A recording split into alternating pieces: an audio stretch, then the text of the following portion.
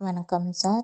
நான் கடந்த 1 மாசமா உங்களிடம் அக்குபஞ்சர் வாழ்வியல் வகுப்ப கத்துட்டு இருக்கேன்.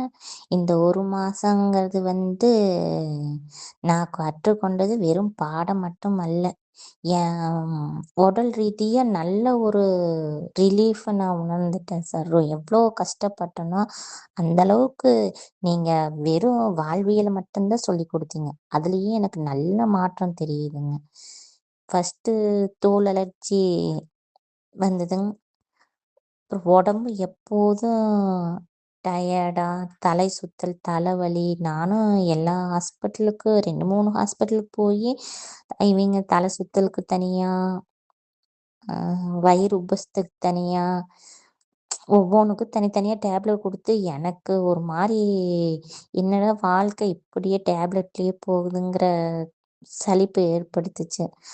அப்போது உங்க கிளாஸ் நான் திடீர்னு சேர்ந்த ஒரு அனுபவம் எனக்கு கிடைச்சதுங்க சார். அப்போ நீங்க வாழ்வியல்ல காலையில எத்தன மணிக்கு எழுந்திரிக்கோணும்? ஆயில் புல்லிங் செய்யறது எப்படி? உணவ எப்படி சாப்பிடணும்? சூரிய உதயத்த பார்க்கறதோட பயன், இயற்கையோடு எப்படி இணைந்து வாழணும்? இன்னும் பொறுமையா, தெளிவாவும் கற்றுக் கொடுத்தீர்கள். நான் இன்னும் அக்குபஞ்சர் பாயிண்ட்ஸ் பயன்படுத்தவே இல்லை. ஆனா, நீங்க சொல்லி தந்த வாழ்வியல் முறைகளை மட்டும் தொடர்ந்து பின்பற்றினேன். அதிலேயே எனக்கு நல்ல மாற்றம் உணர்ந்து தொடங்கியிருக்கு. இதற்கு உங்களுக்கும் மேம்க்கும் நான் மனசார நன்றி சொல்லிக்கிறேங்க சார். அ இப்ப இருக்கிற காலத்துல பலர் நெறையா உடல்நல பிரச்சனைகள அவதிப்படுகிறாங்க அவதிப்படுகிறார்கள்.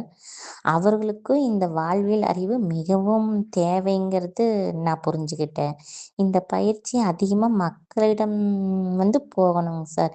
எல்லோரும் இதை கத்துக்கிட்டு ஆரோக்கியமான வாழ்க்கையை வாழணும்னு என மனதார நான் விரும்புறேன். எங்களை எந்தவித எதிர்பார்ப்பும் இல்லாமல் அன்புடனும், பொறுமையுடனும் வழிநடத்தும் உங்கள் சேவை மிகவும் உயர்ந்ததுங்க சார். தினமும் உங்களுக்கும் மேம்க்கும் மனதார நன்றி சொல்லிக் கொண்டே இருக்கிறேன். இப்போது மட்டும் இல்லை, என் வாழ்நாள் முழுவதும் இந்த நன்றியை நான் மறக்க மாட்டேன். உங்களுடைய சேவை இன்னும் பல 1000 மக்களின் வாழ்க்கையில் ஒளியாக இருக்கணும் அப்படின்னு நான் கடவுள்கிட்ட வேண்டிக்